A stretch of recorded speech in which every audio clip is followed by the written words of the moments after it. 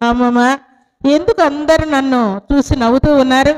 నాకు ఒక అట్టముక్క కట్టి సార్ ఊరంతా నన్ను ఊరేగించాడు, ఎందుకు నన్ను అట్లా చేశాడని అడుగుతూ ఉన్నా అంటే అమాయకంగా అడిగితే వాళ్ళ అమ్మమ్మకి అంతా అర్థమైపోయి, అయ్యో నా మనవనికి ఇంత అవమానంగా ఊరేగించినా కూడా వానికి తెలియట్లేదని చెప్పి పట్టుకొని ఏడ్చి, నువ్వు చదువుకోవట్లేదన్నానా, నీకు చదువు రావట్లేదని సారు నిన్ను అవమానంగా ఊరేగించాడు, అది కూడా నీకు అర్థం కావట్లేదురా, ఎందుకో నన్ను ఊరేగించారని ఫీల్ అయిపోతూ ఉన్నా అని చెప్పి పట్టుకొని ఏడ్చిందంట.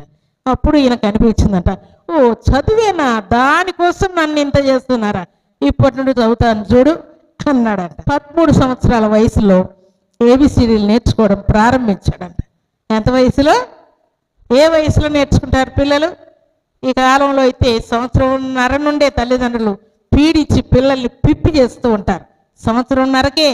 అయ్యో ఎంత బాధ కలిగిందో, మా అమ్మమ్మ ఏడుస్తుంది నా కోసం, నేను చదవని దానికే కదా, ఎంత చదువు ఎంత, చదువుతాను ఇప్పటి నుండి అని తన మనసులో అనుకొని 13 సంవత్సరాల వయసులో చదవడం ప్రారంభించాడు. 16 సంవత్సరాలకి, అనగా 13 నుండి 16 సంవత్సరానికి ఎన్ని సంవత్సరాలు పట్టిందో చెప్పండి?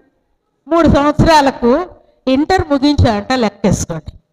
సారాలంతా ఆశ్చర్యపోతూ ఉన్నారట. వీడేమిరా మొద్దని ఊరంతా ఊరేగించాం, కదల్లేని ఎద్దని బోర్డు పెట్టాం, వీడేమి అప్పుడే ఇంటర్ ముగించాడని అందరు ఆశ్చర్యపోతూ ఉన్నారంట. ఇక రోషం విపరీతంగా వచ్చేసిందంట. పట్టుదల కలిగి, రోషం కలిగి కష్టపడి చదువుకుంటూ ఉన్నాయంట. అన్నిట్లో ఫస్ట్ క్లాస్లో పాస్ అవుతూ ఉన్నాయంట.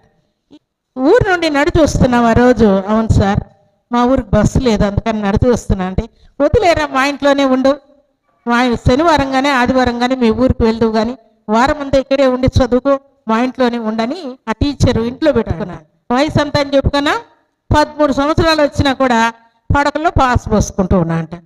ఆ సారు, మరి వీడిని ఏదో బాగు చేద్దామనుకుంటే వీడు మరలా పడకల్లో పాస్ పోసుకుంటున్నాడు, వీనితో అయ్యే పని కాదని వదిలేరా, నువ్వు ఇంటి దగ్గర నుండే రా పని మరలా రిటర్న్ పంపించేశాడు. అట్లా కింద మీద పడి అందరూ తృణీకరిస్తూ ఉంటే తట్టుకోలేక ఇక కష్టపడి చదివి 16 సంవత్సరాలకే ఇంటర్ ముగించేసరికి ఆయన గోల్ అంతా ఇంకా చాలా ఆశ్చర్యంగా, అనేకులకు సంతోషంగా, ఉత్సాహంగా ఉందంట.